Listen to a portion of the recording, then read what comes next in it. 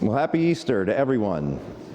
And after a long celebration of Lent, observance of Lent, we get to finally celebrate with joy the empty tomb, like those disciples that were arriving that early morning and seeing this empty tomb and perplexed by what it was.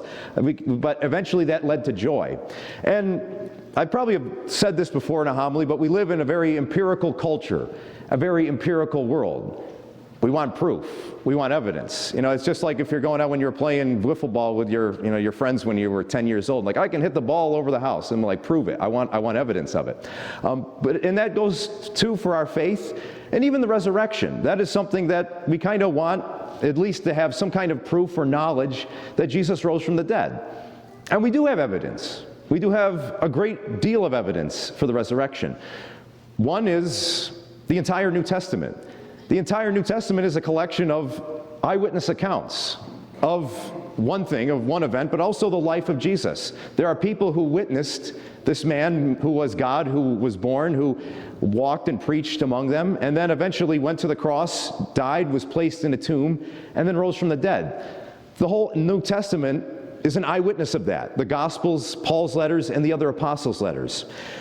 But we also could say that there is also some other evidence that we could take to mean that this kind of points to Jesus rising from the dead, this incredible thing, this supernatural event. And one has kind of gained a lot of attention in the news probably in the last 6 months, and in the podcast spheres and other places, and that is the Shroud of Turin. Now, if you're not familiar with the Shroud of Turin, it is the purported burial cloth of Jesus Christ. It's about a 14-foot by 3-foot linen piece of cloth that depicts and has an image, like a faint image of a crucified man. And it's really consistent with the way that Roman crucifixion would have been done at the time of about 33 AD. And so I say purported because I used to be an auditor, so the thing about the Shroud of Turin is that there's no unbroken chain of custody from 33 AD up until about 1300. So as an auditor, I can't say that it is, but I have to say it's the purported burial cloth of Jesus. But there's incredible things about it, because if we look at the history, if we look at the science, it's pretty remarkable. So let's look at it. First, let's look at the history of this Shroud of Turin. So Turin is a city in Italy, and that's kind of where the story starts. In the 1300s, there was a prominent Italian knight who came into possession of this shroud that bared this faint image of a crucified man. And it really looks a lot like Jesus. And from that moment, it was really kind of assumed that, well, this looks like it's Jesus. It looks like the crucifixion. And many people kind of thought that it was. So they really kind of took it for granted. There were people that were kind of thinking that it was a hoax, but for the most part, a lot of people assumed that this was genuine. Even so much the popes from the first couple centuries, it was kind of assumed that they took its authenticity for granted. And so that was the story of the shroud for about the first 600 years of its founding. Then there was an incredible thing that happens in the late 1800s. 1898 to be exact. It coincides with the development of a new technology, photography. Because we know that photography now is kind of very easy. A digital camera, once you take a picture, you have the finished product. You don't have to go through the development process. But back when film was first developed, you had to go through that development process. And the first thing you would have was a negative. So a man named Secondo Pia took a photo in Italy of the shroud. He took the first photo of the shroud. And as he was developing the film from the negative, he noticed something incredible on the negative. And that is that the negative, the black and white image of the shroud that he was developing, showed a lot more detail than the actual shroud itself to the naked eye. So much so that you could actually see even more pronounced the crown of thorns, the scars in the head of Jesus. Also the floggings on his back from the scourging. You could see that with great clarity. And also too, the nail marks, which were in the wrists, which is consistent with Roman crucifixion. And so this was an incredible development, and it kind of added to the aura of the shroud. And it kind of led more people to believe like there's something more incredible about this, because how does this happen? So that's the history up to a certain point. But also let's kind of look at the science too, because we have so many methods of scientific discovery, so many things in the scientific method to help us get to the truth of matters, that now we can apply science to what this shroud is. And so I'll start off with this. So as carbon dating kind of came onto the scene in the late 1980s, there were a lot of studies going on. In fact, the shroud is probably one of the most researched artifacts in the world. And for a long time through the 70s, the research was coming back conclusive that, well, it very well likely could be from the time of Jesus.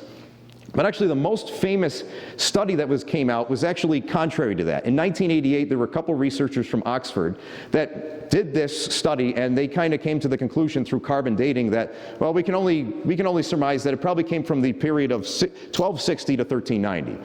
And they kind of deduced that it was a forgery.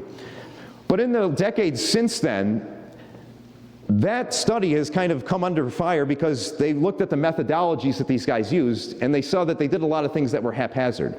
So much so that Oxford University, which commissioned the study, now says that study in 1988, although we did it, it's no longer reliable. Their methodologies were not good. And it's kind of interesting now because that had a lot of weight, and a lot of people kind of took it for granted, like, well, it's skeptical of it, I can't believe it. But actually in the decades since, and actually in recent years, almost all the studies have dated the origins of the shroud to about the 1st century BC to the 1st century AD. And a lot of other things have come up. A lot of other evidence is kind of saying, like, well, it's kind of hard to say it's not. It's kind of hard to disprove it. One thing that they studied was the dirt on the knees of the man in the shroud, on the image, and the feet.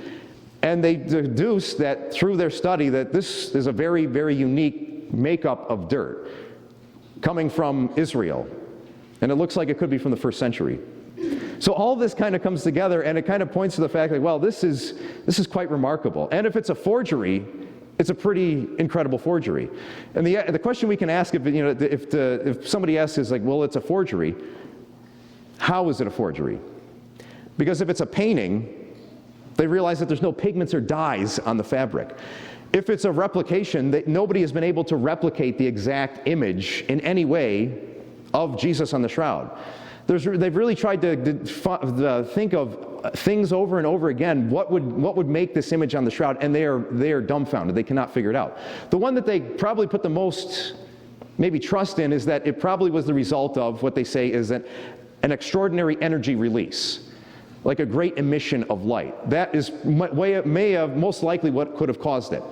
And as I heard that hypothesis, I kind of thought back to the Transfiguration, the story of Jesus going up the mountain and being transfigured before his disciples.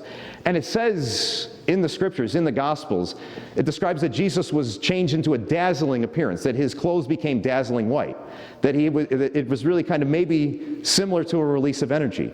So if I think about that hypothesis that it was an extraordinary energy release, and I think about the Transfiguration, well, I think there's a connection there. Because that's what we think, that's what we kind of assume, and we've been taught that the resurrected body will look like. It'll look like a glorified state. It will even be emitting light. So today we look at this shroud and we can kind of think about it. We can believe in it, we can not believe in it, but there's a lot of evidence there that points to perhaps this is the burial cloth of Jesus. But there's some other results from this as well, because many people who have studied it, many people who have researched it, many people who have just maybe done some amateur reading about the shroud, it has brought many, many people to belief in Jesus Christ. Almost like today's gospel, how those first disciples, Mary Magdalene and the other women, came to that same tomb and saw perhaps the same burial cloth. And as we hear from John the Apostle, he came and he went into the tomb. And upon seeing the scene in there, seeing the burial cloth, it says he saw and believed. So we can reflect on that today, is that the resurrection event is life-changing, both for those early apostles, and it also can be for us. Because what those early apostles saw was something incredible. It was the promise of the Lord fulfilled to them. And I can imagine that they were probably perplexed that Easter morning, especially Mary Magdalene and those first women, and Peter and John, who come to that tomb and see it rolled away and say, where did the Lord go? But then later when the Lord appears to them in the afternoon, they realize, and that perplexion turns to sheer joy. And then I like to reflect on that Easter Monday and that Easter Tuesday, and upon knowing about this incredible event that Jesus rises from the dead, that I can imagine they probably had their own burdens that they carried, much like us.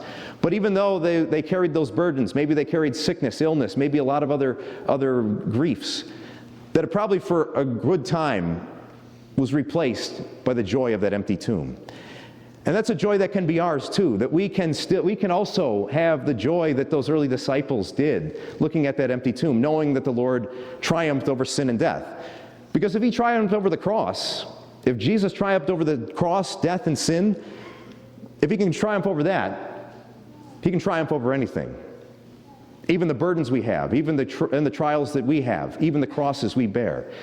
And one thing that those early disciples did, and it probably makes sense that they probably did it the next Sunday, is that they probably came together to celebrate and commemorate and to relive again that beautiful morning that the Lord rose from the dead.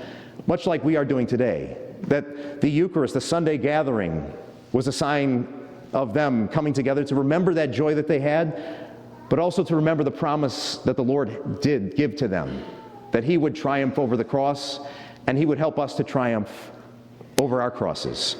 So today we give great thanks because today the Lord has risen from the tomb. And we have evidence. But for those of us who have faith, the evidence may not matter.